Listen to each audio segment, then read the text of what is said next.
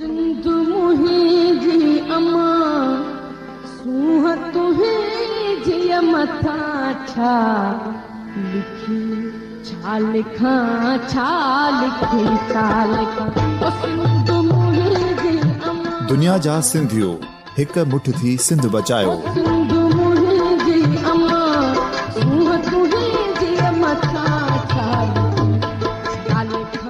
सिंध जो क़ौमी आवाज़ radio voice of Sindh London.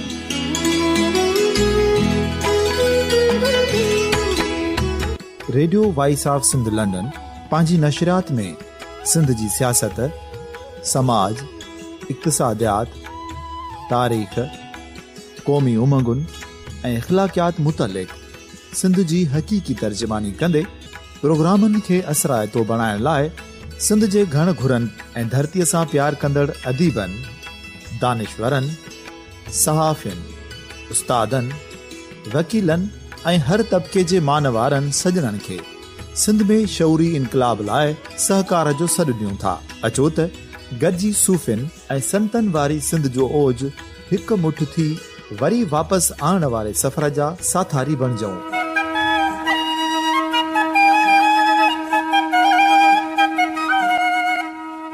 हिकु नए सुबुह जी शुरूआत जो पड़ाॾो घर घर, ॻोठ ॻोठ ऐं शहर शहर ताईं पहुचायो। शाल सिंध आबाद ऐं ख़ुशहाल थिए, सिंधी माण्हू सुखियो ऐं सताबो थिए।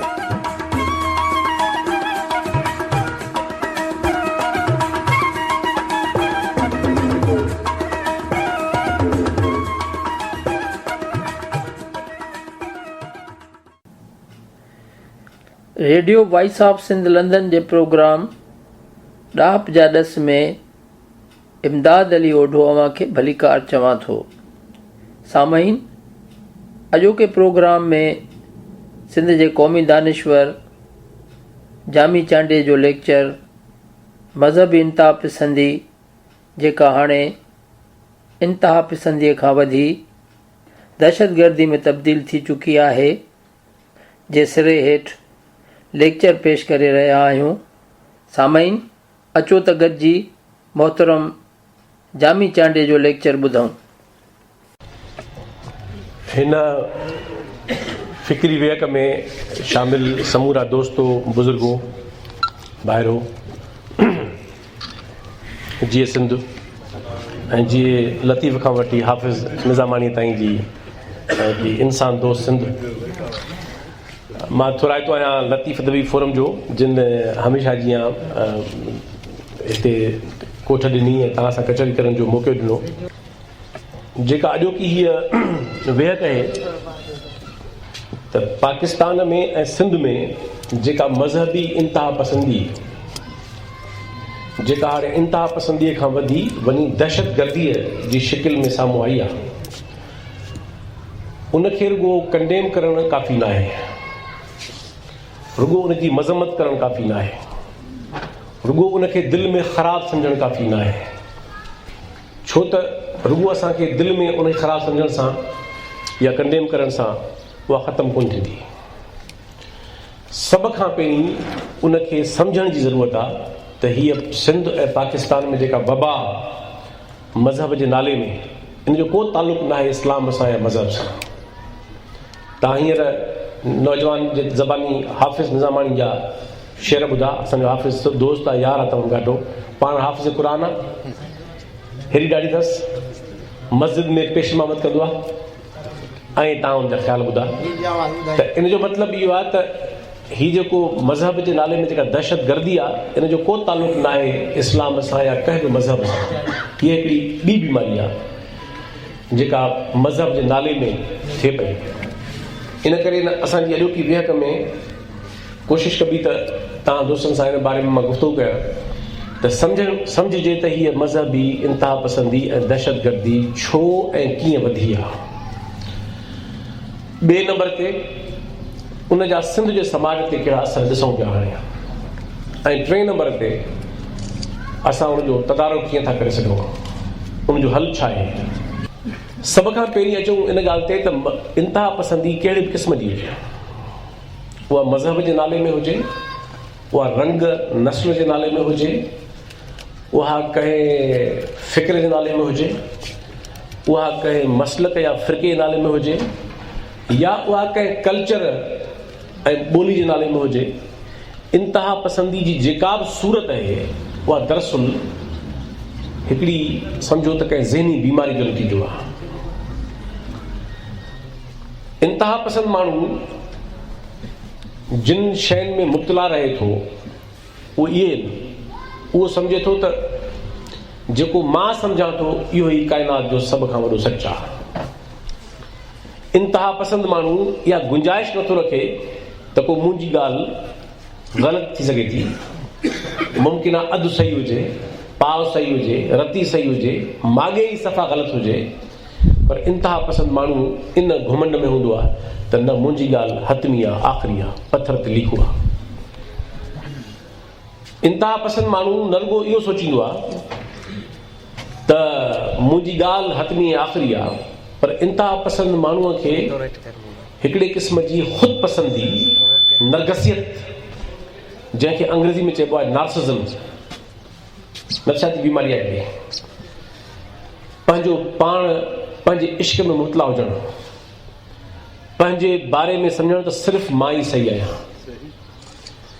त ही जेके इंतिहा पसंद माण्हू थियनि था, पोइ चाहे उहे मज़हब जे नाले में हुजनि, चाहे कंहिं ॿी शिकिल में हुजनि, उन्हनि खे ॿी शइ इहा हूंदी आहे त हू पंहिंजी ख़ुदि पसंदीअ में ऐं पंहिंजी सहर अंगेज़ियत में, कूड़ी फ़रेबी ऐं नरगसियत में एतिरो वर्तल हूंदा आहिनि जो हुननि जी दिलि चवंदी आहे त सॼो जहान हाणे ईअं हुजे,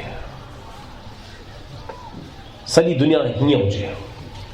ऐं हू रुॻो इन ॻाल्हि ते इक्तिफ़ा न कंदा आहिनि त सभु माण्हू ईअं हुजनि। टियों ॾाको इहो हूंदो आहे त जेको ईअं न हूंदो उनजो वजूद मेसारे छॾिजे, उहो हुजे ई न। जेको मूं वांगुरु नथो सोचे, जेको जंहिंजो ॾिसण जो ऐं सम्झण जो सोचण जो अंदाज़ मूं वांगुरु न आहे, उनखे जीअण जो हक़ बि न आहे। कहिड़ो ॾोह कयो शिकारपुर जे मासूम माण्हुनि इमाम बारगाह में पंहिंजी बात पे कयूं, उनजी मर्ज़ी आहे, जेको उनजो मसलक आहे, जेको उन्हनि जो दीन आहे, जेको उनजो ख़्यालु आहे। कहिड़ो ॾोह कयो लाड़काणे में धर्मशाला जे माण्हुनि, हिकिड़ी जाइ ते अलाह जो ज़िक्र आहे, ॿी जाइ ते भॻवान जो ज़िक्र आहे, नालनि जो फ़र्क़ु आहे, ॻाल्हि साॻी आहे। पोइ उते छो माण्हुनि जो अंबो वियो वञी उन्हनि खे साड़ियऊं ऐं पंहिंजी वहशत ॾेखारियऊं, ऐं ईअं तमामु घणा वाक़िया ॾिसो था तव्हां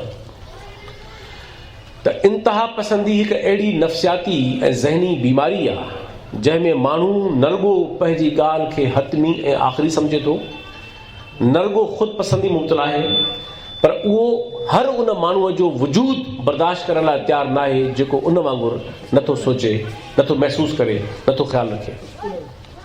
ऐं तव्हां ॾिसो त जॾहिं तव्हां माण्हुनि जा ख़्याल या वेसाह या उनजा अक़ीदा या उन्हनि जा सोचण जा अंदाज़ इंतिहा पसंदीअ सां बर्दाश्त नथा कयो, त पोइ तव्हां ख़्यालनि खां टपी नस्ल कुशी ते अचो था त इहे माण्हू ई न हुजनि।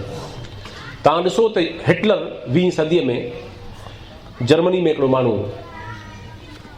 पैदा थियो ऑस्ट्रिया में थियो, पर वॾो जर्मनी में थियो, ऐं हुन पावर हथु कयो जर्मनी जो, ऐं हुन पंहिंजे ज़िंदगीअ में जेको फ़िक्र हथ में खयो उनखे चइबो आहे फिस्ताइत, फाशिज़म। ऐं हुन 60 लख माण्हू त रुॻो हिकिड़ी कैंप में माराया। उहा कैंप मां पाण अखियुनि सां ॾिसी आयो आहियां, बुकिनवाल कैंप्स। तव्हां तसवर नथा करे सघो जॾहिं मां उहा जर्मनी ॾिसण वियुसि त केतिरा ॾींहं मुंहिंजे ज़हन में उहे अकूबत खाना, उहे अज़ियत खाना, उहे टार्चर सेल पे ईंदा जिते मां विज़िट करे आयुसि, ॾिसी आयुसि। मां सोचींदो हुउसि त को इंसानु कीअं थो इंसान खे ईअं अज़ियत ॾेई सघे, ईअं मारे सघे। तसवर ॻाल्हि घणी आहे। मसूलिनी इटली में अहिड़ो ई फाशिस्ट हो, ऐं ईअं तव्हांखे ख़बर आहे दुनिया में या ख़ुदि कराची जे अंदरि जेके हिटलर जा ऐं मसूलिनी जा वारिस आहिनि, उहे कीअं था माण्हुनि खे ॿोरियुनि में बंदि करे लाश मोकिलिनि, कीअं था ड्रिल मशीनुनि सां माण्हू जिस्म जो सुराख़ कनि, कीअं था माण्हुनि खे तव्हां पेशावर में ॾिठो हींअर ताज़ो, उन ॾींहुं मां पेशावर में हुयुसि जंहिं ॾींहुं वाक़ियो थियो स्कूल जो। मां उन स्कूल वारे रोड ते स्कूल जे मां वटां 40 मिंट अॻु में लंघियुसि गाॾी में, ऐं पोइ इहो वाक़ियो थियो। मां हुते पेशावर मुंहिंजो लेक्चर हो। तसवर करे सघे थो को माण्हू त मासूम ॿार किताब हथ में रखंदड़, हथ में पेन कलम रखंदड़, कंहिं सां बि कहिड़ो जहिड़ो हूंदो ॿारनि मासूम माण्हुनि जो, ॿार कंहिंजो बि हुजे, ॿार आहे, उन्हनि खे जीअं ज़बह कयूं, जीअं मारियूं, इहो को इंसान नथो करे सघे। को इंसानी रूप में का दरिंदगी बि दरिंदो नथो करे सघे। ईअं दरिंदो वधि में वधि बुख लॻंदसि त पंहिंजे बुख हटाइण मारण जे लाइ कंहिंखे मारे खाईंदो, वरी ड्रव करण खां पोइ कंहिंखे न मारींदो। इन करे हिन खे दरिंदगी सड़ण बि ग़लति आहे, हिन खे हैवानियत सड़ण ग़लति आहे। छो त हैवान जेको आहे उहो फ़क़ति पंहिंजी पेट जे पूराए लाइ वक़्ती तौरु कंहिंखे मारे थो, शिकार करे थो, खाए थो, वरी उन खां पोइ शींहं बि कंहिंखे थो मारे जॾहिं ड्रव अथसि त। ही का ॿी वहशत आहे जेका ईअं क़त्लेआम करे थी, ऐं तव्हांखे ख़बर आहे पूरी दुनिया में इन जा रुझान रहिया आहिनि। त सभ खां असांजी पहिरीं ॻाल्हि इहा आहे त असां इन ॻाल्हि खे सम्झूं त इंतिहा पसंदी असांजे घर में हुजे, असांजी पंहिंजी ज़ात में हुजे, असांजे आस पास हुजे, कंहिं मिट माइट में हुजे, कंहिं दोस्त में हुजे, कंहिं अज़ीज़ में हुजे, जिते बि असां कंहिं माण्हूअ खे, कंहिं फ़र्द खे ऐं कंहिं गिरोह खे ॾिसूं त ही इंतिहा पसंदी जो शिकार आहे, त पक सम्झो त इन मां समाज खे ख़तरो आहे। छाकाणि त इहा शइ जॾहिं वधंदी, ताक़तवर थींदी, त पोइ समाज जे लाइ हिकिड़ो अज़ाब बणिबी। हाणे इहा इंतिहा पसंदी जेका मज़हब जे नाले में पाकिस्तान में वधाई वई आहे, जेतोणीकि इंतिहा पसंदी मज़हब जे नाले में रुॻो न आहे, हिते लिसानी दहशतगर्दी बि आहे, हिते दहशतगर्दी वर्जन में बि कनि था। जीअं असां सभु ॻाल्हि कई, असांजे नौजवान सियासी कारकुननि खे खंभे खणी वञो, उन्हनि खे लाश मसक करे चिचरे मारे फिटी करे छॾियो। इहा बि अहिड़ी दहशतगर्दी आहे जहिड़ी दहशतगर्दी को ॿियो करे थो, को वर्दी में करे, को बिना वर्दी जे करे, कंहिं बि शिकिल में करे। इहा असां ॾिसूं था त इहा दहशतगर्दी आहे, बर्बरियत आहे। इन करे पाकिस्तान में हर क़िस्म जी दहशतगर्दी ऐं बर्बरियत आम थी आहे, वधी आहे। हाणे ज़रूरत इन ॻाल्हि जी आहे त इन ॻाल्हि खे सम्झूं त छा इहो आहे छा। मां इन खां पहिरीं ॻाल्हि बि करणु चाहियां थो, हिकिड़ी जेका पहिरीं तमामु ॻाल्हि शुरू कई त मज़हबी दहशतगर्दी या दहशतगर्दी कंहिं क़िस्म जी, उन्हनि माण्हुनि जे ख़्याल में का बि हुननि जी सोच आहे, को फ़िक्र आहे त इहो आख़िरी हतमी आहे। असां ॾिसूं था त ज़िंदगी ऐं फितरत जामिद न आहिनि, बीठल न आहिनि। ज़िंदगी नालो ई हरारत जो आहे, गर्मीअ जो आहे, तहरुक जो आहे। ज़िंदगी आहे ई इन करे जो मुतहरिक आहे। हीअ टेबल 5 साल पई हुजे या इतां न चुरंदी, छो त मुतहरिक न आहे। ॿूटो पोखींदव त उहो रोज़ वधंदो, रोज़ वधंदो, छो त हू मुतहरिक आहे, उहो ज़िंदा आहे। हेतिरो ज़रणो ॿार हूंदो, उहो तव्हांखे 5 साल खां पोइ उहो तव्हांखे ॿी थी वेंदो, छो त मुतहरिक आहे। जीत ॼणो बि ईअं थींदो। हर शइ जेका ज़िंदा आहे, जेका शइ जामिद आहे, जेका ज़िंदा न आहे, उहा पई हूंदी, तव्हां पई त पई हुजे, जीअं बि आहे। त हिकिड़ो उसूल असां सम्झूं, उहो इहो त ज़िंदगी ऐं फितरत ऐं हीअ सॼी काइनात, इहे पंहिंजे सिरिश्त में मुतहरिक आहिनि। उन्हनि जी ज़िंदगी जो जेको ज़हूर आहे, जेको ज़िंदगी जो वजूद आहे, उनजो जेको राज़ आहे, उहो आहे इन ॻाल्हि में त उहे मुतहरिक आहिनि ऐं ज़िंदा आहिनि। जे इहे जामिद हुजनि, बीठल हुजनि, त पोइ उन्हनि में का बि ज़िंदगी जो उञाण न हूंदो। हाणे जॾहिं इहो काइनाती उसूल असां सम्झूं था त ज़िंदगी, समाज ऐं फितरत ऐं सॼी काइनात मुतहरिक आहे ऐं ज़िंदा आहे, त पोइ इहो कीअं मुमकिन आहे त इंसान जा ख़्याल मुतहरिक न हुजनि? पोइ इहो कीअं मुमकिन आहे त इंसान जा अहसास मुतहरिक न हुजनि? शाइर चयो आहे, कॾहिं मना माकोड़ी, कॾहिं केर शींहं आहे, यार त मुंहिंजो हीअं कंहिं महिल, हीअं त कंहिं महिल हूअं। नज़र चयो आहे, इहो छा आहे? इहो न ॿुधायो आहे त तहरुक आहे। कॾहिं माण्हू कहिड़ी कैफ़ियत में आहे, कॾहिं माण्हू कहिड़ी कैफ़ियत में आहे। त जॾहिं ज़िंदगी ऐं काइनात जी सॼो राज़ तहरुक में आहे, त पोइ इंसान जा ख़्याल मुतहरिक आहिनि, इंसान जा जज़्बा मुतहरिक आहिनि, इंसान जा वेसाह मुतहरिक आहिनि, इंसान जा ख़्याल मुतहरिक आहिनि, इंसान जा आदर्श मुतहरिक आहिनि, इंसान जा ख़्वाब मुतहरिक आहिनि, उन्हनि ख़्वाबनि जूं साभियाऊं मुतहरिक आहिनि। ईअं थोरी आहे त माण्हू कंहिं ज़माने में सम्झो त हाणे साबिया हीअ थींदी त हमेशह साबिया हूंदी उहा हूंदी, साबिया बि पंधु कंदी अॻियां वेंदी ऐं माण्हू अॻियां वेंदो। मोहबत मुतहरिक आहे, नफ़रत मुतहरिक आहे, ज़िंदगीअ जी हर कैफ़ियत मुतहरिक आहे, ज़िंदगीअ जो हर ख़्याल मुतहरिक आहे, समाज जो हर मज़हर मुतहरिक आहे। समाज में जंहिं ॾींहुं तहरुक ख़तमु थी वियो, तब्दीली ख़तमु थी वई, उन ॾींहुं समाज में काश न उहो मरी थो। कंहिं फ़लसफ़ी चयो त हिन काइनात में हर शइ खे फ़ना आहे सवाइ हिकु शइ जे, उहा आहे तब्दीली। हर शइ वञी थी हली, तब्दीली खे बकाए उहा रहे थी, उहा लाफ़ानी आहे। त जॾहिं किन माण्हुनि खे इहो मर्ज़ लाहिक़ थी वञे या इन ख़्याल ऐं फासी पवनि त असांजा ख़्याल इहे 100% नरगो सही आहिनि, हर ज़माने लाइ सही आहिनि ऐं कॾहिं बि तब्दील कोन थींदा ऐं उन्हनि खे मनो अन हर ज़माने में लागू कबो ऐं उन ते जेको न मञींदो उनखे मारे छॾिबो, नसुलकुशी कबी उनजी। इहा हिकिड़ी ज़हनी बीमारी आहे, ज़हनी रोग आहे। इन जो को बि अक़ुल सां, इस्तदलाल सां, फितरत जे कानून सां को बि लाॻापो न आहे। हाणे इहो उसूल सम्झी असां चऊं था त पाकिस्तान में हीअ वबा कीअं फैली ऐं पाकिस्तान जे माशरे में, पोइ था सिंध ते अचूं, छो त सिंध में हीअ वबा को पंहिंजे समाज मां कोन फुटी निकिती आहे। ईअं कोन्हे सिंध जो समाज को पंहिंजे अंदरां हिन इंतिहा पसंदी खे जनम ॾेई चुको आहे। हीअ इंतिहा पसंदी असां वटि आंदी वई आहे ऐं पोखी वई आहे, उनखे पालियो वियो आहे, तातियो वियो आहे, वॾो कयो वियो आहे, निपायो वियो आहे। ऐं हाणे ॾिसूं था त शिकारपुर जहिड़ा वाक़िया आहिनि, धर्मशालाउनि खे साड़नि था, के मंदरनि खे साड़नि था, के मस्जिदनि खे साड़नि था, को माण्हू सलामत न आहे ऐं पूरे पाकिस्तान जो हाल इहो आहे। जदीद दुनिया में इन ॻाल्हि खे तस्लीम कयो वेंदो आहे त रियासत समाजनि जे बीहक में या समाजनि जी अवसर में या समाजनि जे तब्दीलीअ में या उन्हनि जे मिज़ाज जे ॻोल्हण में तमामु बुनियादी किरदारु अदा करे थी रियासत। छो त रियासत वटि पावर आहे, छो त रियासत वटि कानून आहे, अथॉरिटी आहे, रियासत मुनज़िम आहे, रियासत वटि वसीला आहे, उन वटि इदारा आहिनि, उन वटि पॉलिसियूं आहिनि ऐं उन्हनि वटि इन आइन ऐं इन कानून ऐं इन्हनि पॉलिसियुनि खे इतलाक़ जे लाइ अफ़रादी क़ुवत आहे। जेतिरी अफ़रादी क़ुवत सरकार वटि आहे, कंहिं वटि कोन्हे, छो त उन वटि वसीला आहे। स्टेट जेका आहे उहा मॉडर्न दुनिया में, जदीद दुनिया में वॾो हिकिड़ो बुनियादी क़िस्म जो हिकिड़ो सम्झो त अंसर आहे जेको समाजनि खे ठाहिण में या ड्राइण में बुनियादी किरदारु अदा करे थो।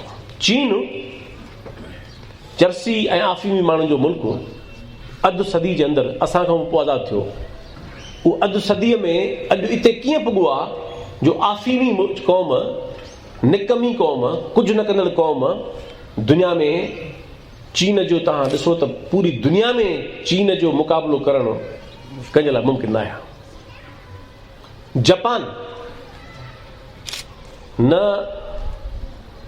वसीला, कुदरती वसीला सफ़ा न, एराज़ी सफ़ा न, का शइ कान अथनि, न पंहिंजी ज़राअत, न पंहिंजा भाॼियूं, न पंहिंजा मेवा, न पंहिंजा दरिया, न ढंढूं ढोरा, न ॿनियूं, न ज़मीनूं, एराज़ी कोन्हे। दुनिया जी अमीर तरीन ऐं कारीगर ऐं कारामद तरीन क़ौम जापान, कहिड़ो मुआज़ो अथसि। छो त चीन में रियासत मुआशरे खे ईअं ठाहियो आहे, जापान जे इन मुआशरे खे रियासत ईअं तश्कील ॾिनो आहे। जेके चवंदा आहिनि त दुनिया में जेको माण्हू घणो शराब पीअंदो आहे, चवंदा आहिनि अल्कोहलिक, बीमारी आहे अल्कोहलिक, माना हे माण्हू एडिक्ट थी वियो, नशे आदी थी वियो। त हिकिड़ो ॿियो जापानियुनि जे करे हिकिड़ो ॿियो इस्तिलाह ईजाद थियो आहे, वर्कोहलिक।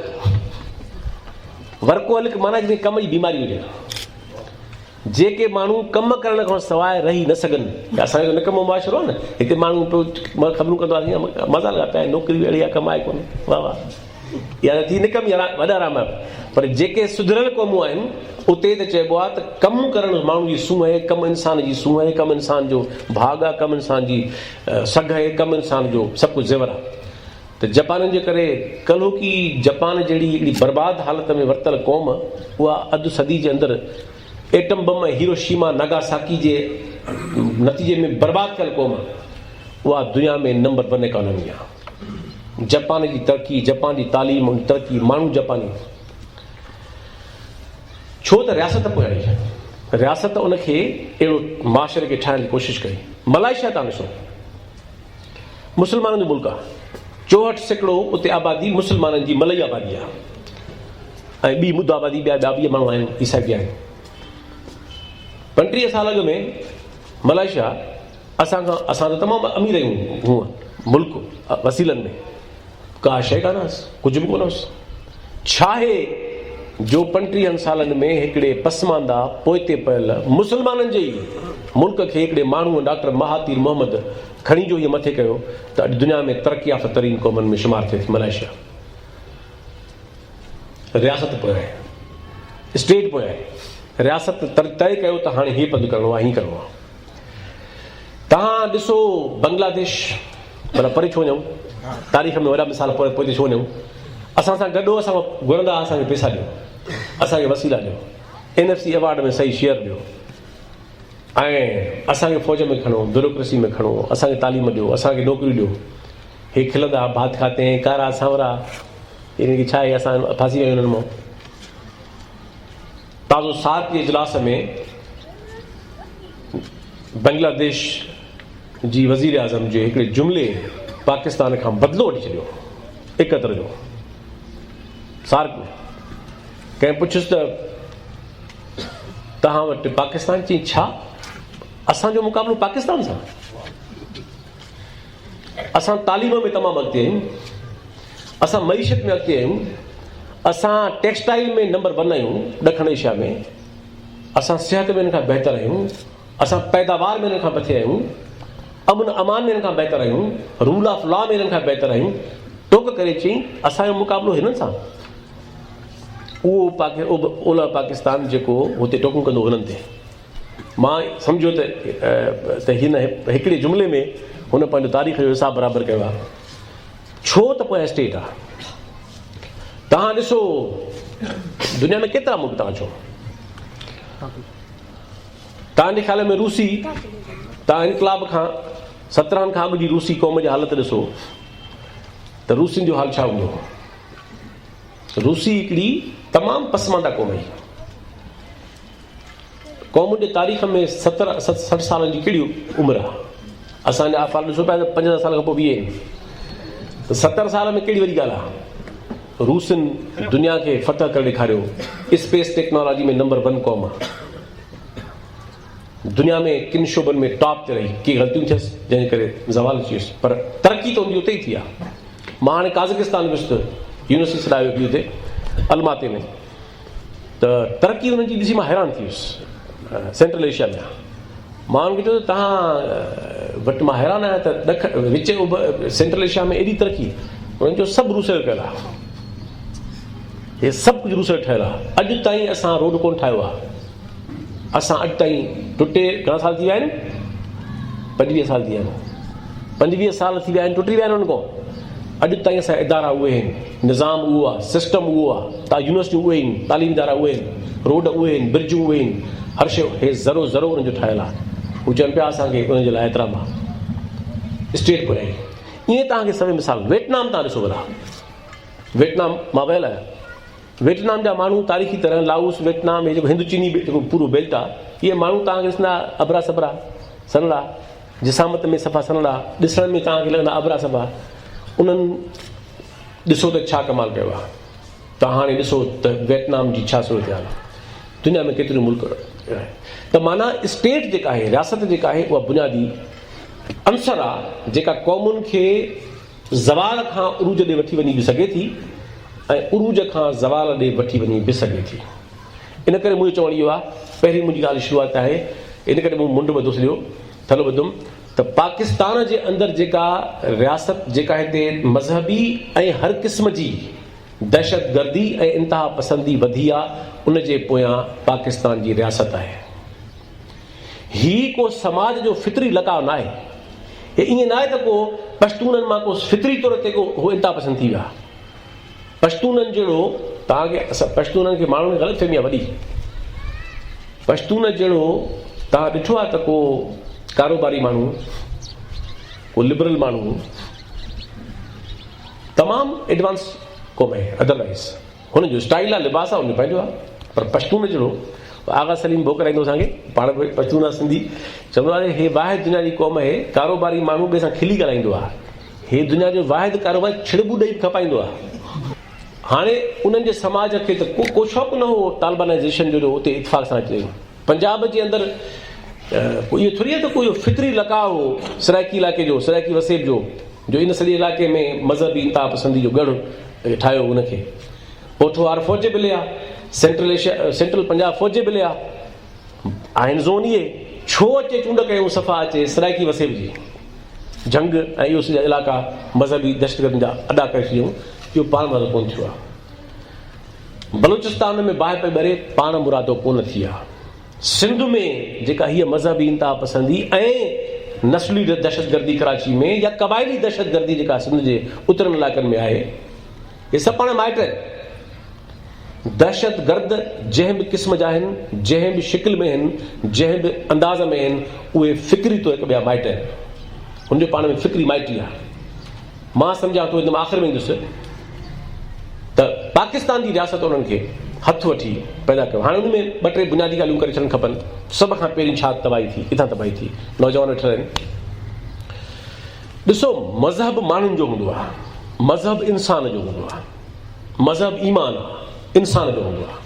टेबल जो ईमान कोन थींदो, कुर्सी जो ईमान कोन थींदो, बिल्डिंग जो ईमान कोन थींदो, वण जो ईमान कोन थींदो।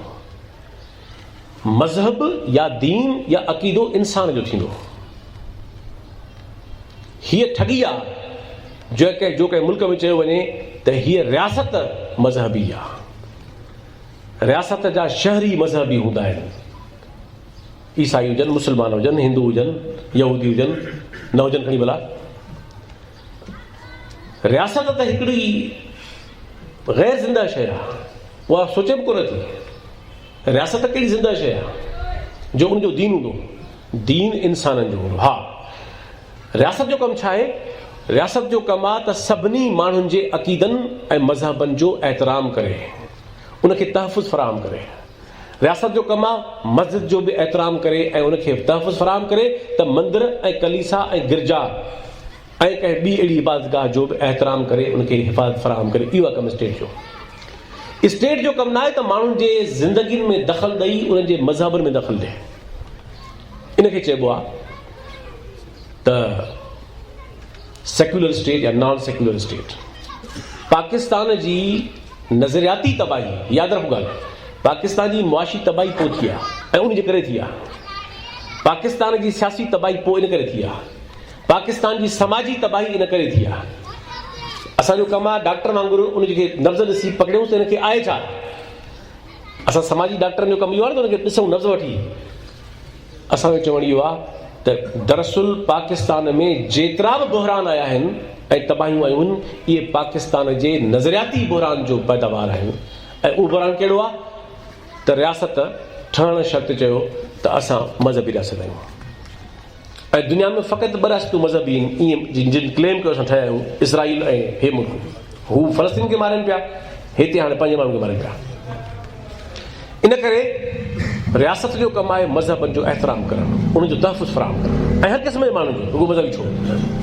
पर इहो जेको पाकिस्तान जे अंदरि नॉन सेक्युलर, ऐं मां तव्हांखे वाज़े कयां त ही उर्दू जे डिक्शनरियुनि जी फैलायल गुमराही आहे त सेक्युलरिज़म जो मतिलबु लादीनियत आहे। कतई न आहे ईअं। उनजो मतिलबु आहे हमादीनियत, उनजो मतिलबु आहे सभई मज़हब जो एहतराम थिए, उनजो मतिलबु आहे त रियासत मज़हब खां जुदा थिए, उनजो मतिलबु आहे त मज़हब इंसान जो इनफ़रादी अक़ीदो ऐं ईमान आहे, उनखे तव्हां एहतराम कयो। इन करे इहा ग़लतफ़हमी आहे। पर पाकिस्तान जे अंदरि सो पहिरियों चवणु मुंहिंजो इहो आहे त पाकिस्तान जी रियासत खे मज़हबी रियासत करार ॾेई छॾणु इहो इंतिहा पसंदीअ जो बुनियादु विधो वियो। छो त पोइ हिकिड़ी सोच पैदा थी त जेको असां मां न आहे उहो कमतर आहे, जेको असांजे मज़हब जो न आहे उहो घटि आहे, जेको असांजे मज़हब जो न आहे उहो ॿिए दर्जे जो शहरी आहे। पोइ माण्हू रहम पियो खाईंदो, वीचारनि जो छा थींदो, वीचारनि छा थींदो, हिंदुनि जो क़यामत करे छा थींदो। तुंहिंजो कहिड़ो कमु निकाल सां, क़यामत में हुन सां छा थींदो इहो ख़ुदा ॼाणे, हू ॼाणे, ऐं ख़ुदा चयो बि न आहे त को तुंहिंजो ठीकु आहे। इहो सॼो ॾींहुं पियो जेको नरगसित में वरितल आहे उहो प्रोग्राम खाईंदो, अलाए छा थींदो हिंदुनि जो वीचारनि जो क़यामत में, अलाए छा थींदो मुस्लिम ईसाइनि जो, अलाए छा थींदो वीचारनि जो। तूं पंहिंजो करे फिक्र, तुंहिंजो छा थींदो हिन जान में, तुंहिंजो हिन जान में छा थींदो, ॿियनि जो अॻे जान में छा थींदो, इहो तुंहिंजो कमु न आहे। इहो ख़ुदा ॼाणे, हू ॼाणे, ख़ुदा जो कमु आहे। इहो ख़ुदा जे कम में हथ विझण जी ॻाल्हि आहे, उहो उनजो कमु आहे। हुन कॾहिं किथे कोन चयो आहे त मां हरू भरू हिकिड़नि खे माफ़ु कंदुसि, ॿियनि खे न कंदुसि, हुनजी मर्ज़ी आहे, हुन पंहिंजा मयार हूंदा। असां मां कंहिंजो कमु न आहे त इहो वरी रहम खाए ॿिए ते, त वीचारे छा थींदो अलाए, छो त हिकिड़ी नरगसियत पैदा कई वई। तव्हां ॾिसो, मुस्लमान ऐं सही मुस्लमान थियण जो शर्त आहे त को माण्हू ॿियनि पैगंबरनि खे तस्लीम करे, इन खां सवाइ हू मुस्लमान थी सघे ई नथो। ईअं जेकॾहिं को मुस्लमान ॿियनि पैगंबरनि खे नथो पैगंबर मञे त उहो मुस्लमान सॾाए सघे नथो, ही और शी डिस्क्वालीफाइज। हिते मौलूद पिया हलनि, सारे नबी तेरे दर के सवाली। छा इहो मुमकिन न आहे त असां पंहिंजे पैगंबर जो एहतराम कयूं ऐं ॿियनि जे पैगंबरनि जो बि एहतराम कयूं? अहिड़ी शाइरी छो फैलाई वञे जंहिंमें ॿियनि जे पैगंबरनि जो मज़ाक उॾायो वञे, उन कमतर सम्झो वञे? असांखे पंहिंजे पैगंबर खे एहतराम असांजे मथां वाजिब आहे, त असांजो इहो बि वाजिब आहे त ॿियनि जे पैगंबरनि जो एहतराम कयूं। ऐं मज़े जी ॻाल्हि इहा बि आहे त चवनि था 100,1,24,000 पैगंबर आहे, त इहा त ख़बर न आहे त घणा रिकॉर्ड ते नाला थोरा आहिनि।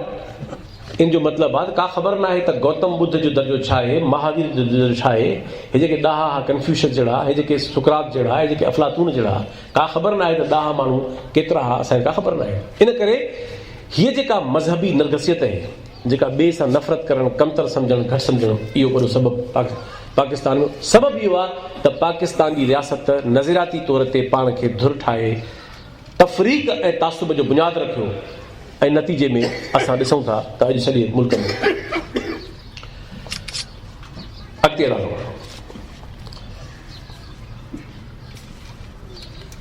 साॻियो मुल्क जो आईन आहे, उहो उन में आर्टिकल्स आहिनि त सभु शहरी बराबरि आहिनि। मुल्क जे आईन में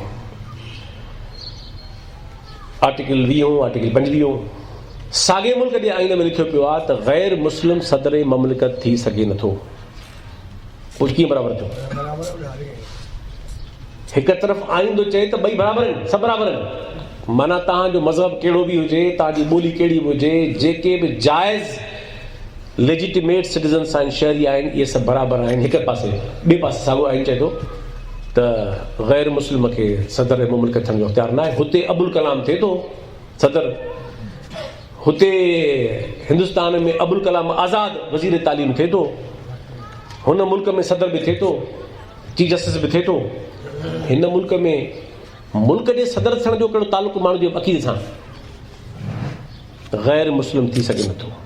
अचो, गैर मुस्लिम आर्मी जो सरबराह थी सघे नथो। पोइ सिपाही थियण जे लाइ, जर्नेल थियण जे लाइ अकुल खपे, बहादुरी खपे, सूरिहाई खपे, वेड़ जो फन खपे या मज़हब खपे। जर्नेल थियण जे लाइ त तव्हांखे हिकिड़ी वफ़ादारी खपे पंहिंजे मुल्क सां, ऐं तव्हांखे क़ाबिलियत खपे। हिते उहो थी सघे नथो। गैर मुस्लिम थो चूंडजे असेंबली में। हलो छॾियो ग़रीब गुरबे खे, त गैर गुरबे खे बाबा जेके मेंबर था चूंडजनि असेंबलियुनि में, गैर मुस्लिम चूंडबो असेंबली में, तॾहिं बि हलफ़ खणंदो छा सां? क़ुरान ऐं सुन्नत जे वफ़ादारी जो हलफ़। बाबा हो त गैर मुस्लिम आहे न, हो जे इहो सचो हुजे आहे हिन सां, त पोइ उहो छो हुजे ईसाई ऐं हिंदू?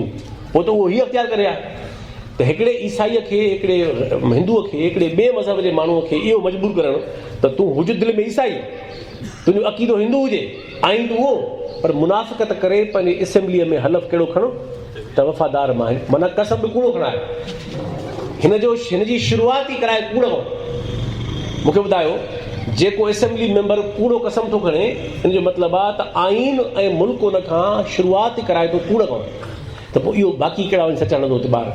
कहिड़ो कमु थो? जंहिंजी आगाज़ हुई, जंहिंजो हलफ़ कूड़ो आहे, हिकिड़ो हिंदू ऐं मुस्लमान, हिकिड़ो ईसाई कीअं थो हलफ़ खणी सघे त मां इस्लाम जे उसूलनि सां वफ़ादार रहंदुसि, जे इहो करे त पोइ न हुजे आऊं। अहिड़ा तव्हांखे सभई मिसाल मिलंदा जंहिंमें तव्हांखे त मुल्क जी रियासत जो वॾो बुनियादी अंसर आहे हिन में। हाणे अचो त रियासत सां गॾो गॾु पाकिस्तान जे आइन में तमामु घणियूं मश्किलियूं आहिनि, पर हिकिड़ी मश्किली त ख़ासि तौर ते मां ताज़ो लेक्चर ॾिनो हींअर इस्लामाबाद में गुज़िरियल हफ़्ते, तमामु घणा माण्हू वेठल हुआ ऐं मुंहिंजो इहो मौज़ू आर्टिकल 228 आइन जो उन तहत ठहियल आहे इस्लामी नज़रियाती काउंसिल, आइन में ठहियल आहे।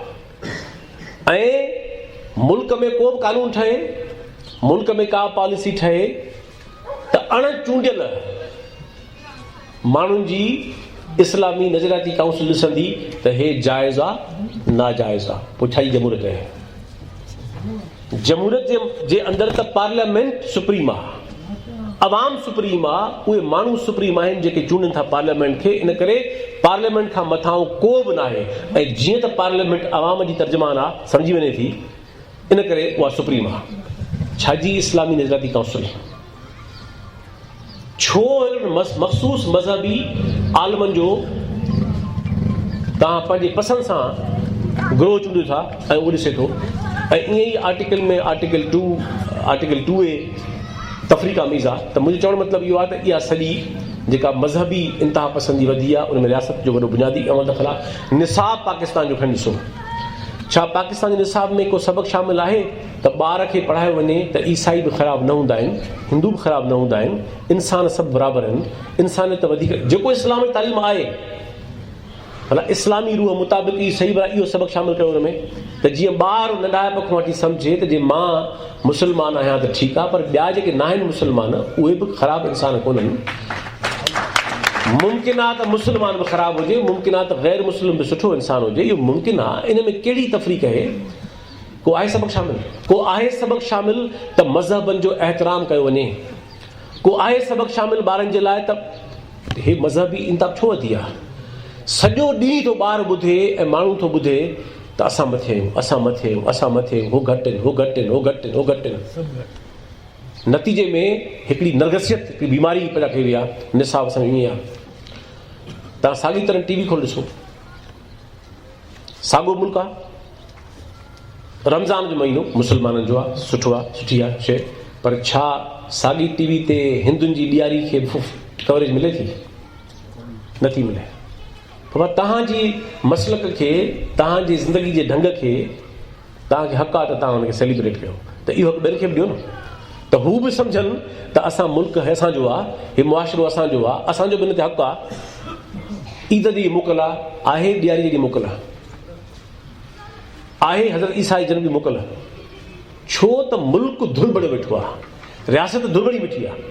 ऐं नतीजे में इनखे चइबो आहे, फ़लसफ़े जी ॿोलीअ में हिकिड़ो उसूल आहे जंहिंखे चइबो आहे लाज़मी हादिसो। लाज़मी हादिसे जो मतिलबु इहो आहे त का शइ, मिसाल तौरु मां हितां किरायां, हितां हथों मां त हेठि किरंदी, इहो लाज़मी आहे। काथे किरंदी, इहो हादिसो आहे। यानी हेठि किरण जो लाज़मी आहे। हाणे एग्ज़ैक्टली किथे किरंदी इहा ख़बर मूंखे न आहे, इहो हादिसो आहे। माना त इहा जेका ज़हूर आहे, जेको वाक़ियो आहे, इहो लाज़मी अंसर ऐं हादिसे जो इम्तिज़ाज आहे फ़लसफ़े जे ख़्याल खां। हीउ जेको पाकिस्तान में मज़हबी वधी आहे इंतिहा पसंदी, इहा मां सम्झां थो त इहो लाज़मी हादिसो आहे। जहिड़े क़िस्म जी रियासत नज़रियाती बुनियाद रखिया, इन मंझां अकुलियत, मंतकियत, इंसानियत उभरण जे बजाए इंतिहा पसंदी ई उभरणी। हाणे कॾहिं उभरंदी, काथे उभरंदी, कंहिं मंझां उभरंदी, कहिड़ो गिरोह ठहंदो, इहो तारीख़ जो हादिसो आहे। इन में केरु थो साम्हूं अचे, इहो पर इहो लाज़मी आहे त इहो ज़रूरु थियणो, इहो इनविटेबल हो ऐं उहो असां ॾिठो। अचो हाणे छॾियो रियासत खे, अचो समाज ॾे चऊं। ॿ शयूं आहिनि जेके समाज ऐं रियासत जे हवाले सां अहम आहिनि। हिकिड़ी रियासत, ॿी सियासत आहे। सियासत समाज खे मुनज़िम करे थी ऐं रियासत ते जी हुकूमत पैथ मटे थी, इनखे चइबो आहे सियासत। अचो सियासत जो ज़रियो आहे। सियासत में माण्हुनि खे फ़िक्र मिलंदो, नज़रियो मिलंदो, माण्हू मुनज़िम थींदा, माण्हू तंज़ीमुनि में ईंदा, माण्हू पार्टी में ईंदा, माण्हू हिकिड़ी फ़िक्र सां गॾु आहे। रियासत ऐं सियासत उनखां पोइ पाकिस्तान में सियासत जूं जेके शिकिलियूं तव्हां ॾिसंदव त कीअं उन में रियासत रोल प्ले कयो आहे। हिन मुल्क में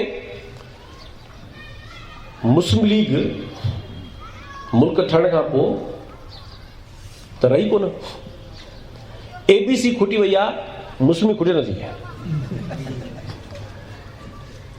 ABC खुटी वई आहे, मुस्लिम लीग A या B या C या D या Q या N या P या L,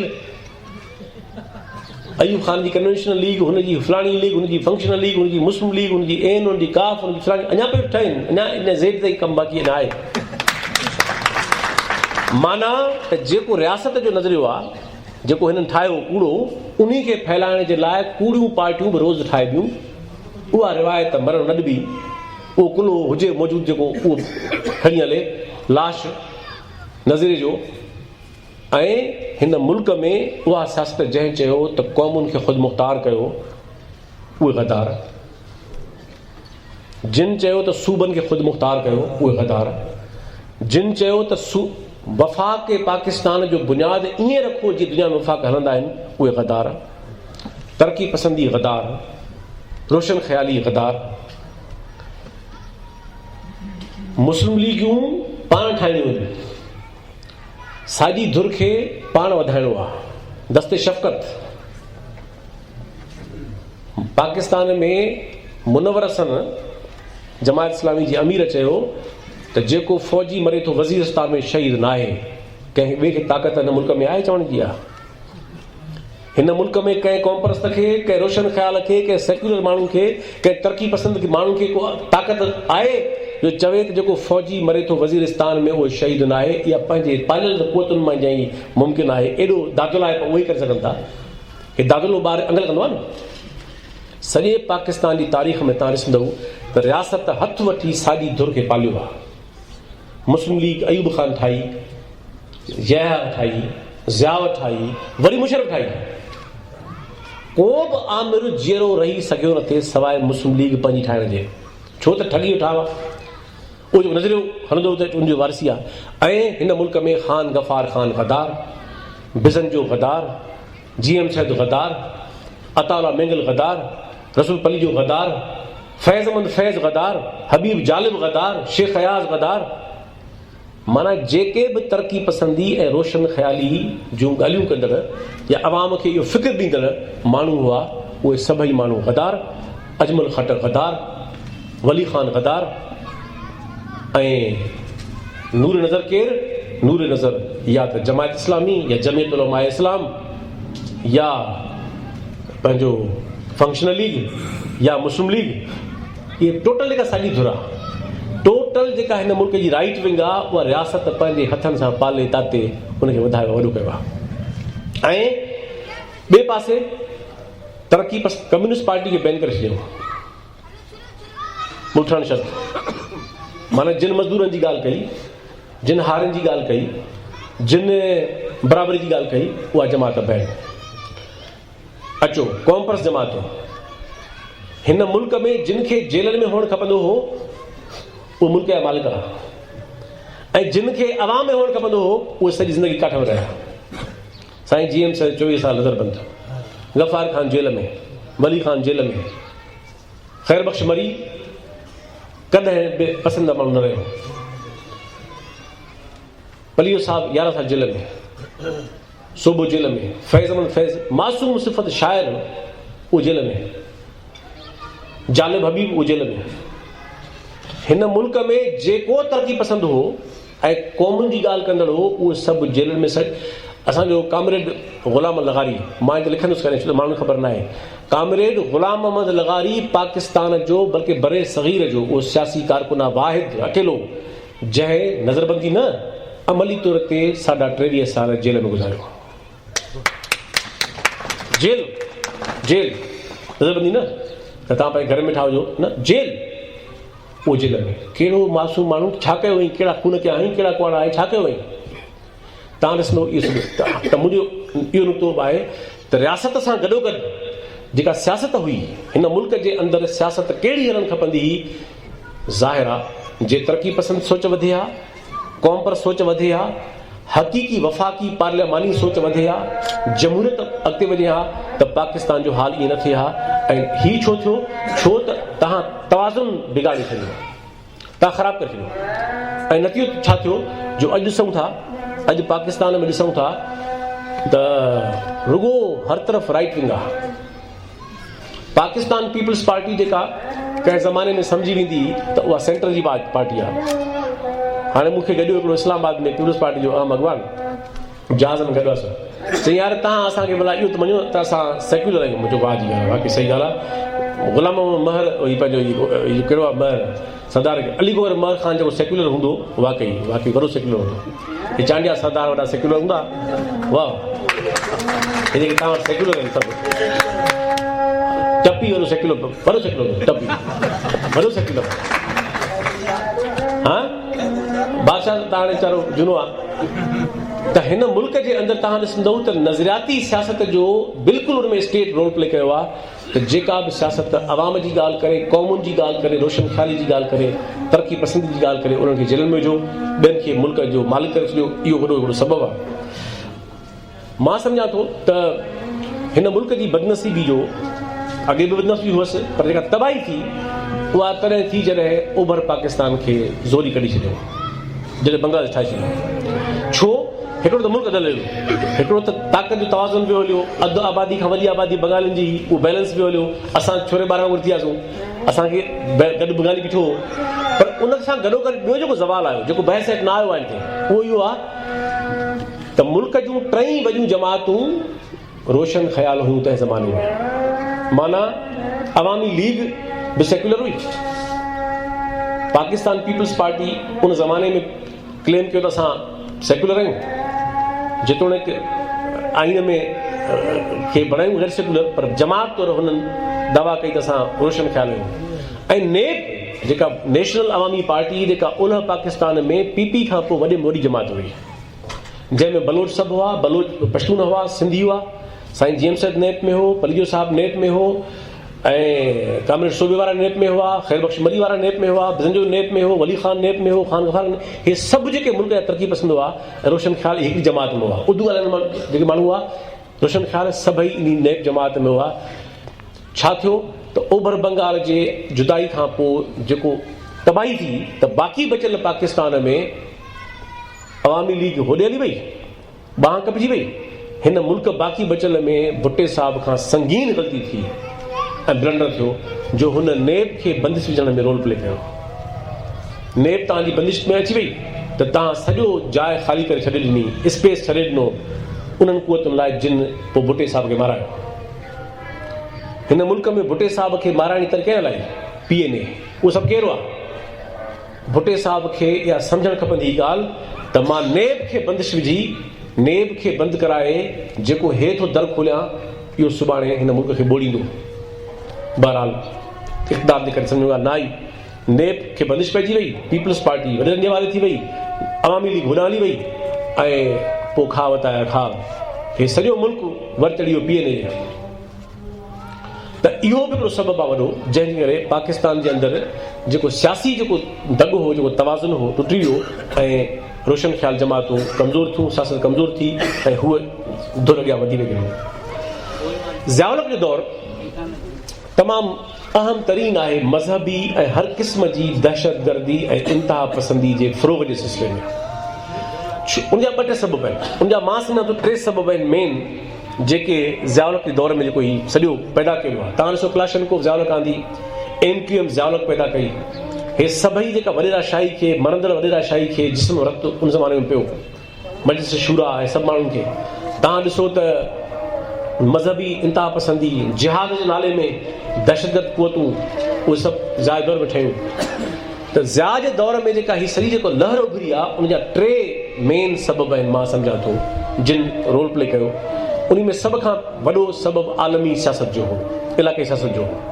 त अमेरिका सां गॾिजी हिननि $अरबें वरिता, हिननि अफ़गानिस्तान में रूस जे ख़िलाफ़ ही विढ़ी सघारे थे, अमरीकी डायरेक्ट हिननि पाकिस्तान में जहाज तयारु कया ऐं पाकिस्तान मां जहादी फैक्ट्री पूरी ठाहे उहे लाथा मैदान ते माण्हू। ऐं इहा अफ़गान वार जेका बि सॼी थी, प्रॉक्सी वार हुई, इहा किराए जी जंग हुई। माण्हू जंग पंहिंजी विढ़ंदो आहे न, पर किराए जंग प्रॉक्सी वॉर हिननि डॉलरनि जे बुनियाद ते किराए जी जंग विड़ी ऐं रूस में। हाणे तव्हां ॾिसो दहशत गर्दनि खे तव्हां पैदा त करे सघो था, ख़तमु करणु तव्हांजे वस में न आहे। तव्हां बाहि ॿारे सघो था जंग में, पर जंग में बाहि विसाइण तव्हांजी सवली ॻाल्हि न आहे, तव्हां वस में न आहे। तव्हां हाणे जंग सॼो सुको पियो आहे, तव्हां तीली ॾिनी तव्हां वस में आहे, हाणे बाहि केरु विसाईंदो?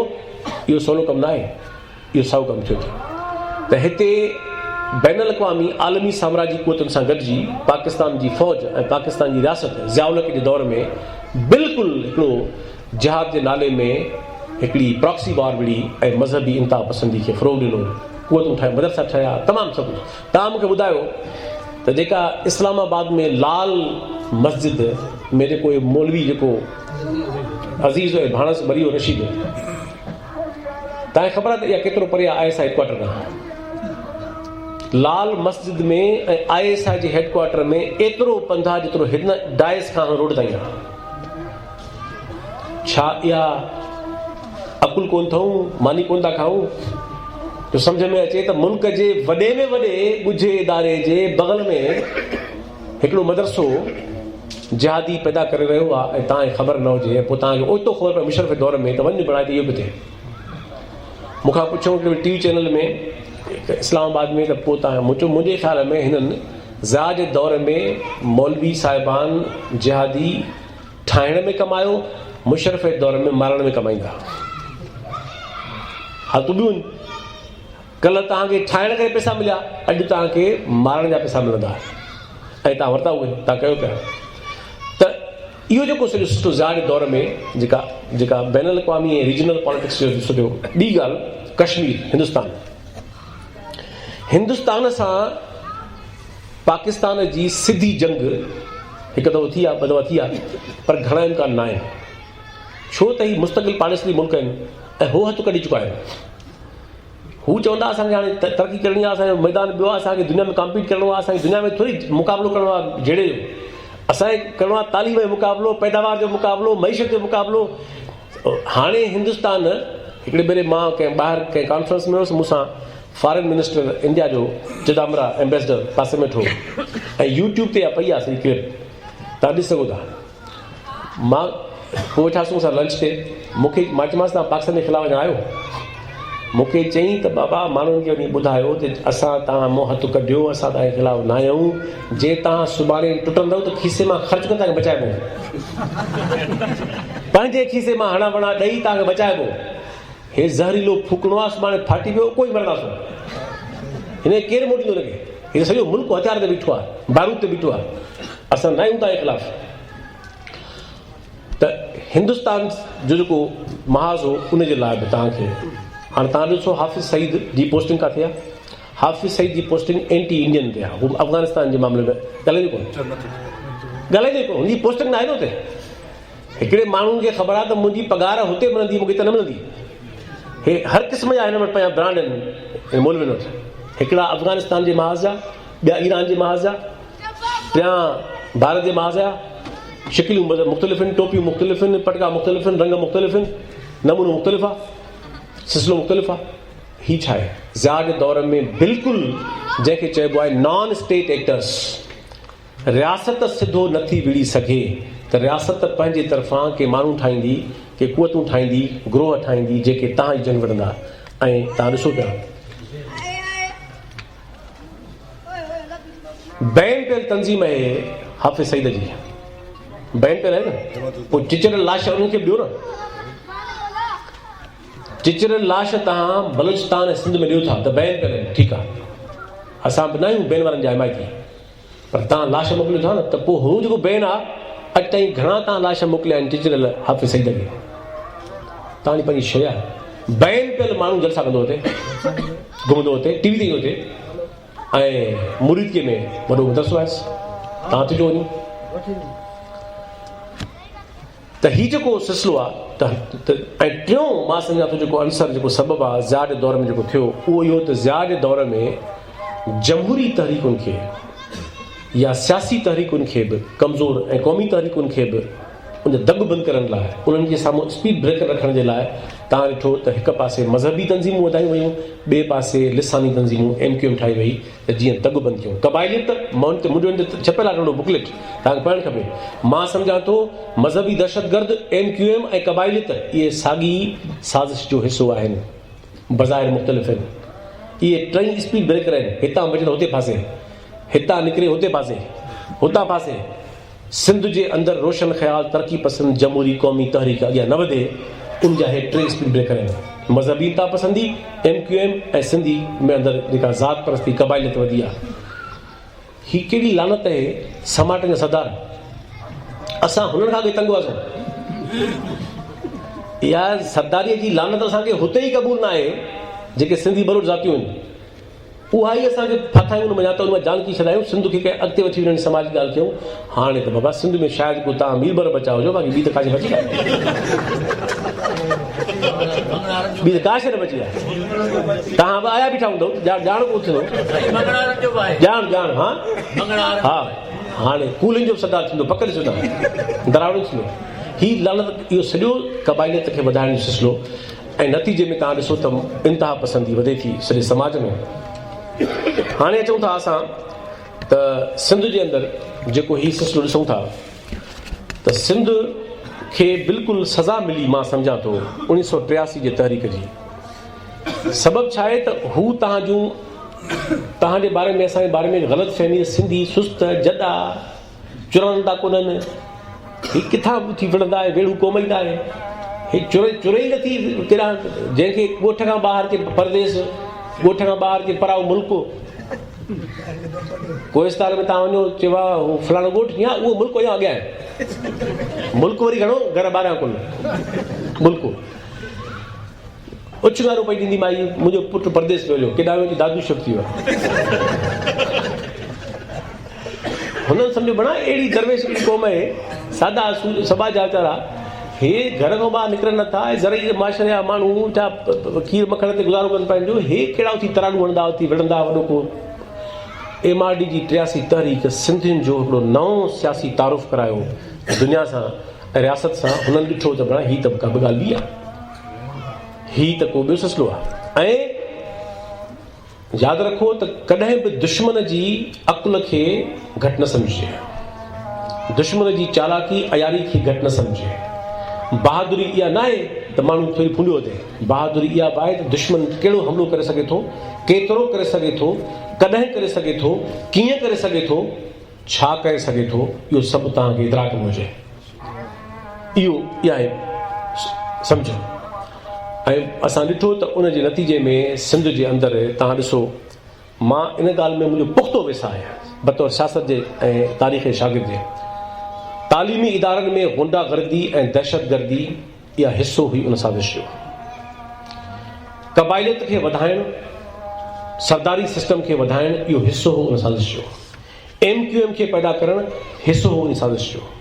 सियासत खे क्रिमिनलाइज़ करणु इहो हिसो हो उन सियासत जो। ऐं शिकिलियूं मुख़्तलिफ़ हुयूं बज़ाहिर, हाणे ख़बर थोरी पवंदी त हिकमत अमली जंहिं ठाही आहे उनखे सही ख़बर आहे।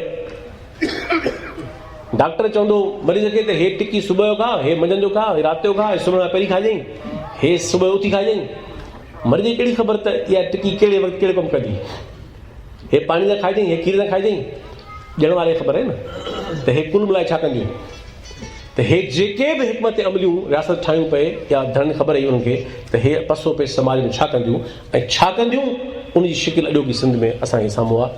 उहा इहा आहे त असां वटि MQM गुज़िरियल 2.5 ॾहाकनि खां सिंध जे सियासत में हिकिड़ो ज़हर आहे। का शइ चुरण ॾे नथी, कुझु बि करणु ॾे नथी, नथा क़ानून ठाहे सघो, नथा पॉलिसी ठाहे सघो, न त हे त खणी नालाइक आहिनि हुकूमत वारा, पर जे सुभाणे को ठाहिण बि चाहे त हिकिड़ी मुस्तक़िल निड़ी में कंडो आहे जेको न निकिरे थो ॿाहिरि न लहे थो हेठि, उनखे पोयां पालियो ठाहिनि। को दुनिया सिंध पाकिस्तान में आहे का त कंहिं जमात जा 34 माण्हू क़त्ल जे केस में सज़ा खाधल वेठा हुजनि ऐं रियासत पई लहराए हेॾे ॾिसे होॾे भई बहाना पेश करे त जीअं मिड़ई हिननि खे माफ़ कयूं। दादोला ईअं ई तव्हां ॾिसो सिर्फ़ु फांसी ॾिनो उन्हनि खे जेके मुशर्रफ ते हमलो कयो। सॼे मुल्क में दहशतगर्द बंदि कया आहिनि, सज़ाऊं खाधल आहिनि। तकड़ कयूं कंहिंजे लाइ? जिन आर्मी सरबराह ते हमलो कयो हो, घर ते हमलो कयो हो, उन्हनि खे फांसी ॾिनऊं। बाक़ी सभु दातुला वेठा आहिनि। ड्रामा कहिड़ा? चई ओचितो 2 मिंट पहिरीं मालिक ठही आहे पाण। ताज़ो पंजाब वाक़ियो थियो। हू जो दहशतगर्द हो उहो नामी ग्रामी सघंदो, वॾा हुन क़त्ल कया, वाक़िया कया। चयूं 5 मिंट पहिरीं हू बसि हुननि माफ़ु करे छॾियो, पैसा बि न वरितऊं। 30 सेकेंड ज़ाहिर आहे त पोयां उहो तूं हूंदियूं, पोयां चयो हूंदो बाबा कोई घस कढो। त इहा सॼी सूरत हाल सिंध में आहे। मदरसनि जो जेको ॼार छायो वियो आहे, असां मदरसनि जे ख़िलाफ़ु न आहियूं। जेकॾहिं मदरसनि में दीनी इल्मु हुजे त असां वटि 100 सालनि खां वठी मदरसा हुआ, ठटे में मदरसा हुआ। लतीफ़ साईं पाण ईंदो हो। मदरसा सॼी मुल्तान घरो मदरसनि जो। शाह इनायत शहीद उतां पढ़ियो। हे सभु माण्हू किथां पढ़िया? मदरसे। मौलाना उबैदुल्लाह सिंधी जहिड़ो गैर मामूली आलिम किथां पढ़ियो? मदरसे में पढ़ियो, उते ई पढ़ायूं। अलामा ग़ुलाम मुस्तफ़ा कासमी उते ई पढ़ियो। मौलाना खॾे वारो मोहम्मद सादिक किथे पढ़ियो? हिते ई पढ़ियो मदरसनि में। त असां मदरसनि जे ख़िलाफ़ु न आहियूं त मदरसा न हुजनि, जंहिंमें मदरसो माना तालीम जो घरु। ही छा आहे जेको मदरसनि जे नाले में दहशतगर्द पैदा करण जी फैक्ट्री तव्हां ठाही आहे। ऐं पूरी सिंध में ॼार छा आहे अथनि? थर पार्कर वञो, उमरकोट वञो त तव्हांखे हाणे ज़रे ज़रे ते मदरसो मिले थो। शिव मंदिर उमरकोट में वेस मां अवैस तौहीद मां नास तो काफ़ी दोस्त वियासीं उते। त उते असां ॾिठो शिव मंदिर जे बिल्कुलु साम्हूं ठहियल मदरसो। हीउ छा आहे? छा इहो पाण वॻो आहे? छा इतफ़ाक़ आहे? छा इहो को बसि ईअं माण्हू खे शौक़ु थियो आहे? न, इन ज़ाहिर थो थिए त इहा हिकिड़ी हिकमत अमली आहे त हिन समाज खे यरमाल कीअं कजे, पंहिंजनि क़ुवतुनि सां उनखे कीअं हिसाइजे, यरमाल कजे। ऐं रोशन ख़्याल, तरक़ी पसंद, क़ौम परस्त या जमहूरी सियासत खे या अमल खे या सोच खे कीअं बंद वधिजनि, इहो सभु शयूं असां ॾिसूं था। ऐं हीउ जेको सिंध में हाणे असां जेके ॾिसूं था मंज़रनामो, मां उनखे कॾहिं बि धारण न कंदुसि इन्हनि चइनी शयुनि खे। कराची में दहशतगर्दी, शिकारपुर जे इमाम बारगाह ते हमिलो, लाड़काणे जी धर्मशाला ते हमिलो, या क़बाइलियत, ये वहशतनाक जेके क़बाइलियत आहे उतर जे ख़ासि तौर ते इलाइक़नि में, मुंहिंजो पंहिंजो इलाइक़ो आहे, कॾहिं बि न हो। हीअ कहिड़ी वहशत आहे जो तव्हां शाम खां पोइ ॿाहिरि निकिरी सघो था? पूरो मुआशिरो यरमाल आहे। जंहिं मुआशिरे में सॼो ॾींहुं माण्हू पियो सोचे बचां कीअं, हिते को छा सोचींदो हुई? सॼो ॾींहुं पियो सोचे त बचां कीअं, ॿार कीअं बचे मुंहिंजो। इहो मुआशिरे वारो माण्हू कहिड़ो सिहतमंद सोचींदो? इन करे मज़हबी इंतहा पसंदी, दहशतगर्दी, लिसानी दहशतगर्दी, कराची वारी क़बाइलियत ऐं हीअ सभु शिकलियूं, इहे शिकलियूं मुख़्तलिफ़ आहिनि, इहे हिकु शइ हिसो आहिनि। ऐं उन में असां वटि सिंध में अफ़सोस जी ॻाल्हि आहे त हुकूमत नाले का शइ नज़र नथी अचे। स्टेट धुरा पाण उन कहिड़ी ॻाल्हि कयूं, पर हुकूमत जिन सिंध में का ॾिसूं ई कोन था त को तव्हांखे को चेक एंड बैलेंस अथव। मदरसा घणा आहिनि, केरु पियो हलाए, पैसा केरु पियो ॾिए हिननि खे, पढ़ाइनि छा था हुते, निकिरे छा थो हुतां, ऐं इहे पोयां कंहिंसां वाॻियल आहिनि, सोच कहिड़ी अथनि, फ़िक्र कहिड़ो अथनि, का बि रिकॉर्ड ते ॻाल्हि न आहे। गैर कानूनी परॾेही केतिरो थो अचे, किथे थो रहे, छा थो करे? 38 लख परॾेही तरह था कराची शहर में रुगो गैर कानूनी। जंहिं सूबे में 38 लख गैर कानूनी परॾेही रहंदा हूंदा, छा गैर कानूनी माण्हू कानूनी कारोबार कंदो? छा गैर कानूनी माण्हू कानूनी कमु कंदो? गैर कानूनी माण्हू हर कमु गैर कानूनी कंदो, हुनजो हर धंधो गैर कानूनी हूंदो। ऐं हुकूमत नाले का शइ आहे कोन, चेक एंड बैलेंस खे ॾिसे त हीअ तव्हां छा था कयो? को रिकॉर्ड न आहे, का शइ न आहे। न रुगो रिकॉर्ड न आहे, पर उन्हनि ते ऑपरेशन करण जी बि का कैपेसिटी विल कोन्हे। उहो सोराब ॻोठ ते हमिलो करे ॾेखारियो त ऑपरेशन तव्हांजी कैपेसिटी न आहे, हुकूमत ॾके थी। त हिकु तरफ़ इहा सॼी सूरत हाल आहे, ॿिए तरफ़ असां ॾिसूं था त हिन क़िस्म जी हुकूमतूं जेके बेवस नज़र अचनि थियूं, ऐं जेके बेवस इन करे जो करप्ट आहिनि, जेको जंहिंजी तरजीह पैसा कमाइणो हूंदो, धंधो करणो हूंदो, उहो कहिड़ो विढ़ंदो, उहो कहिड़ो पंहिंजे वतन जी माण्हुनि जी मालिकी कंदो। इन करे ही छो कमज़ोर आहिनि? ही इन करे कमज़ोर आहिनि जो ही करप्ट आहिनि, हे बेईमान आहिनि। हिननि जे दिलि में इहा ख़्वाहिश ई न आहे त को हिन खे सिंध खे बचाइजे हिन सभिनी बीमारियुनि खां बाहिनि खां। ऐं नतीजे में असां ॾिसूं था सिंध जे अंदरि हाणे हालतूं इंतिहाई इनसिक्योर आहिनि। आख़िरी ॻाल्हि मां करे ॻाल्हि पूरी थो कयां, छा थियणु खपे थुले लेखे? मां सम्झां थो त सिंध जे समाज में हिकिड़ी फ़िक्री ऐं शऊरी तहरीक उभारण जी ज़रूरत आहे त इंतिहा पसंदी हर क़िस्म जी नाजाइज़ आहे, ग़लति आहे। असांजे घरनि में को पैदा थिए, असांजे आस पास को माण्हू हुजे, छो त दहशतगर्द जेके सभु थोरी क्रिमिनल आहिनि, इन मां केतिरा मासूम माण्हू हूंदा जेके वाक़ई इन ख़्याल जा हूंदा त शीअनि खे मारणु खपे, हुनखे मारणु खपे, हुनखे मारणु खपे, हिकिड़ो गुमराह कयल माण्हू।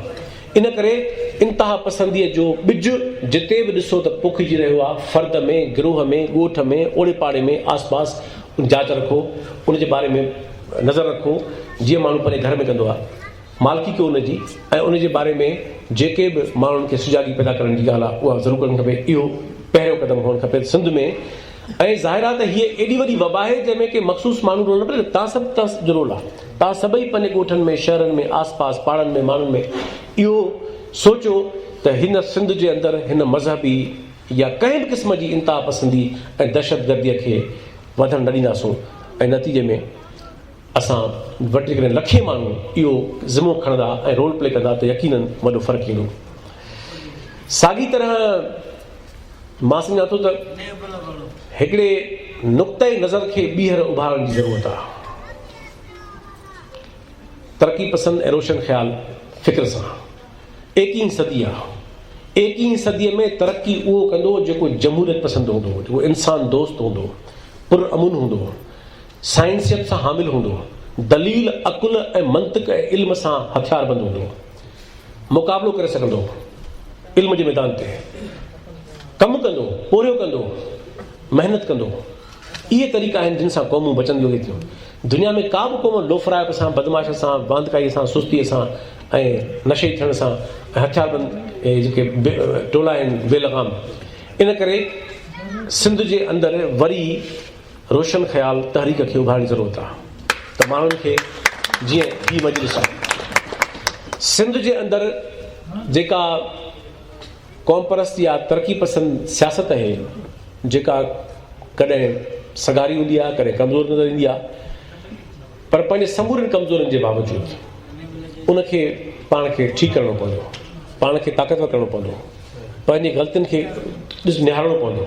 आसमान में को बि न ईंदो, कोई ॿाहिरां कोन ईंदो।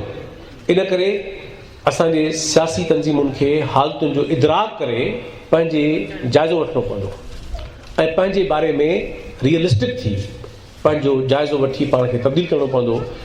हिन समाज खे ज़रूरत आहे अॻुवाणीअ जी, समाज खे ज़रूरत आहे सही दॿ ॾियण जी, ऐं उन्हीअ में असांजूं सियासी जमातूं वॾो अहम रोल प्ले करे सघंदियूं। छो त सियासी जमातुनि वटि सवे कारकुन आहिनि, हज़ारे कारकुन आहिनि, ऐं हिकिड़ो कारकुन माण्हुनि जे अंबुह खां मथे आहे। माण्हुनि जे बेतरतीब हुजूम खां हिकिड़ो कारकुन वधीक अहम आहे, छो त उहो फ़िक्र सां हथियारबंद आहे, उहो मुनज़िम आहे, उहो तरबियत याफ़्ता आहे, उहो ट्रेंड आहे ऐं उहो बहादुर थींदो, माण्हुनि सां बीहंदो। इन करे असांजे सियासी पार्टियुनि खे हिन मज़हबी दहशतगर्दी ऐं इंतिहा पसंदीअ जे सॼी जेका बाहि विकोड़े वई आहे, इन खे साम्हूं रखंदे पंहिंजो किरदारु वधीक दुरुस्त करिणो पवंदो ऐं ठीकु करिणो पवंदो। ऐं उन्हनि वटि हज़ारे कारकुन आहिनि, हर शहर में उन कारकुन आहिनि, ऐं उहे कारकुन भली मुख़्तलिफ़ जमातुनि में हुजनि, पर उन्हनि कारकुननि जो अहम किरदारु जुड़ी सघे थो मक़ामी सतह ते, आवाम सां राब्तो वधाइनि, यूनिट वधीक खोलनि ऐं सॼो जेको हिकिड़ो सियासी कमु थिए थो। टी ॻाल्हि त हे जेको समाज जा कमज़ोर हिसा आहिनि जिन ते हमिलो थिए थो, उन्हनि सां गॾु बीहणो पवंदो। उन में सभ खां वधीक सिंधी हिंदू आहे, धरती जा वारिस आहिनि। असां तव्हां सभिनी खां अॻु आयल आहिनि, असां सभु पोइ आयल आहियूं।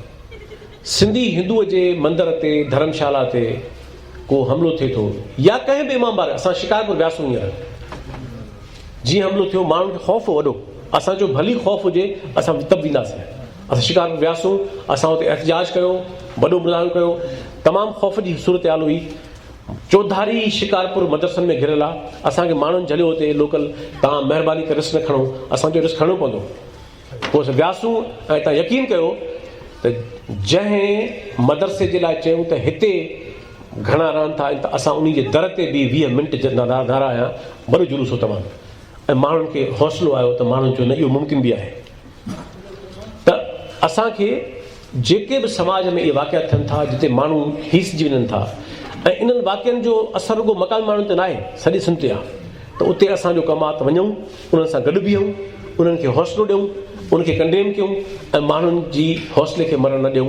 ऐं ख़ासि तौर ते मुंहिंजी नज़र में उन में हिंदू जेका असांजी आबादी आहे, हीअ कहिड़ी मुश्किल आहे। रोज़ु सिंधी हिंदू छोकिरी मुस्लमान थी परणिजी वई, और कॾहिं कंहिं भेण बि ठाहियो न, कॾहिं कंहिं हिंदू छोकिरीअ खे माउ बि ठाहियो, कॾहिं उनखे भेण बि ठाहियो, कॾहिं उनखे पुफी बि ठाहियो, त असां सम्झूं त वाक़ई माण्हुनि खे शौक़ु आहे मुस्लमान थियण जो। छोकिरियूं सभु नौजवान ऐं सभु शादी लाइ।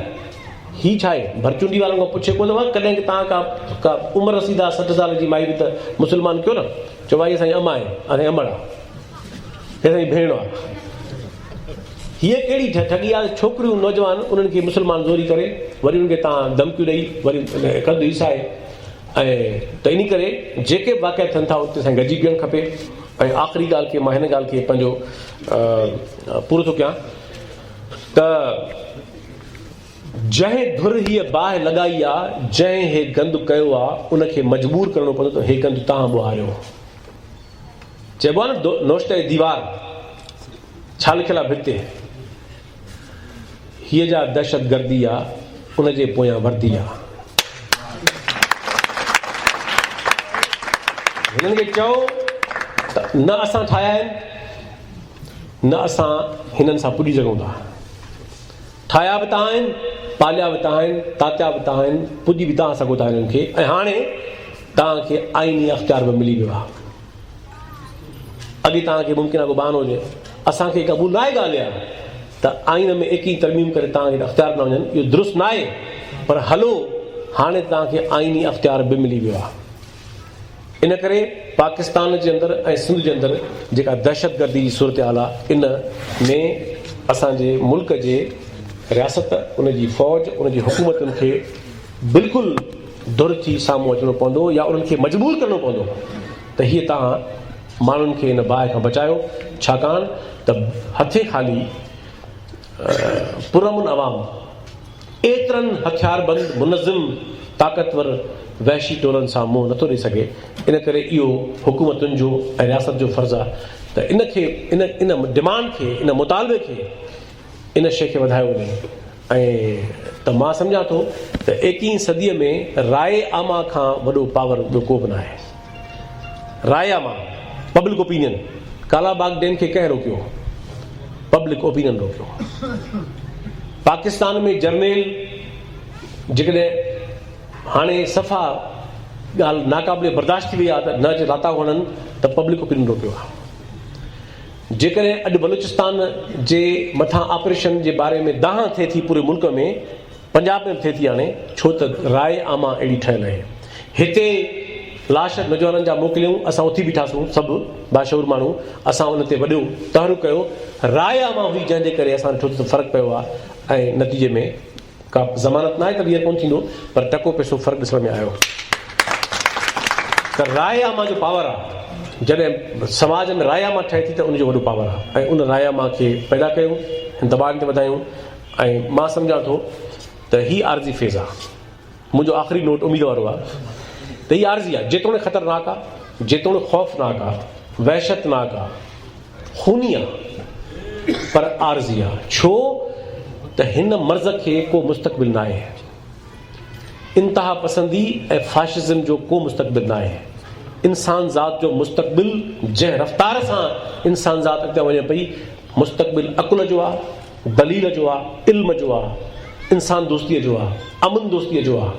अॼोके दौर में वणनि जा हक़ आहिनि, जानवरनि जा हक़ आहिनि, ॿूटनि जा हक़ आहिनि। उन 21वीं सदीअ में तव्हां ही टोला ठाहे माण्हू केतिरा ॾींहं मारींदव, घणा मारींदव?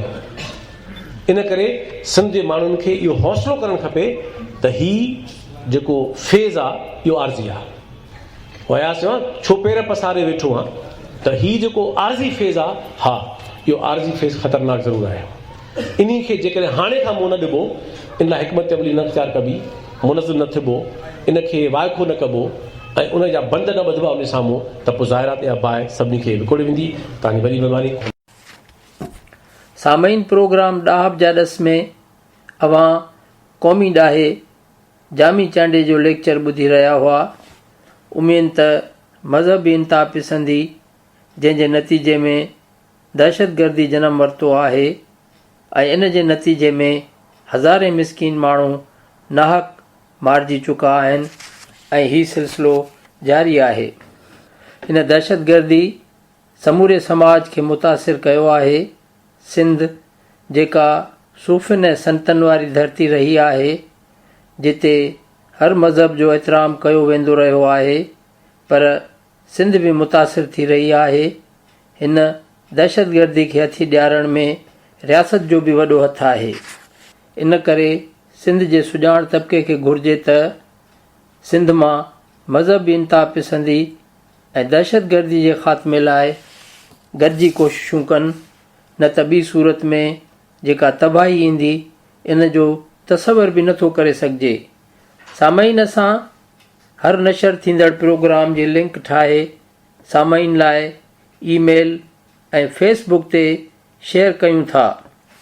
असां समूरनि सिंध दोस्त साथियुनि खे इहा गुज़ारिश करियूं था त प्रोग्रामनि जी लिंक्स खे पाण ॿुधो ऐं वधि में वधि शेयर कयो, जीअं असां शऊरी तौरु मसइलनि खे सम्झी सघूं ऐं उन जा हल बि ॻोल्हे कढी सघूं। सामईन प्रोग्राम जी पुॼाणीअ ते पंहिंजे मेज़बान इमदाद अली ओढो खे इजाज़त ॾींदा। शाल सिंध आबाद ऐं ख़ुशहाल थिए, सिंधी माण्हू सुखियो ऐं सताबो थिए। सदाईं गॾु। अवां जी समातुनि ताईं radio voice of Sindh London